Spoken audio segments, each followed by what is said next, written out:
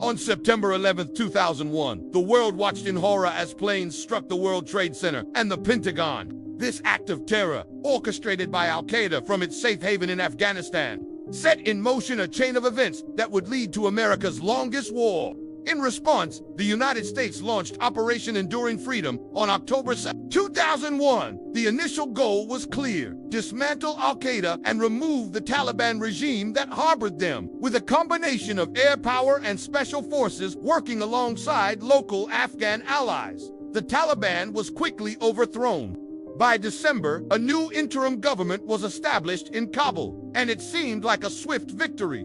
However, the early success soon gave way to a far more complex reality. The focus shifted from overthrowing the Taliban to nation-building and fighting a persistent insurgency. Over the next 2 decades, the United States and its NATO allies poured trillions of dollars and hundreds of thousands of troops into Afghanistan. They trained the Afghan National Army, built schools and hospitals, and tried to establish a stable democratic government. Despite these efforts, the challenges were immense. The Taliban regrouped in neighboring Pakistan and launched a relentless guerrilla war. Corruption was rampant within the Afghan government, undermining public trust and the effectiveness of foreign aid. The country's rugged terrain and complex tribal politics made it incredibly difficult for foreign forces to win hearts and minds and establish lasting security. Major events marked these long years. The 2009 troop surge under President Obama aimed to break the stalemate, temporarily increasing U.S. forces to over 100,000. In 2011, U.S. Navy SEALs located and killed Osama bin Laden in Pakistan, achieving a key objective of the original mission. But still, the war dragged on.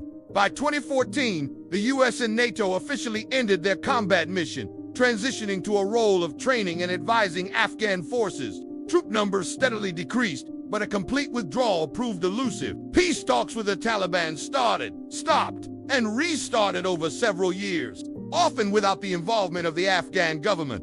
Finally, in 2020, the U.S. signed a withdrawal agreement with the Taliban. The deal set a timeline for the full withdrawal of American troops in exchange for the Taliban's promise to prevent terrorist groups from using Afghan soil to threaten the U.S. and its allies. The final withdrawal in August 2021 was chaotic and swift. As U.S. forces departed, the Afghan National Army, which the West had spent 20 years and billions of dollars building, collapsed in a matter of weeks. The Taliban swept across the country, capturing provincial capitals with little resistance and retaking Kabul on August 15th. The war in Afghanistan had come full circle. After 20 years, thousands of lives lost on all sides, and trillions of dollars spent, the Taliban were back in power. The outcome raised profound questions about the mission, its strategies, and its ultimate legacy. It was a somber end to a conflict that defined a generation and reshaped global politics, leaving behind a complex and uncertain future for the people of Afghanistan. Thank you for watching. If you found this overview helpful, please like this video and subscribe for more historical content.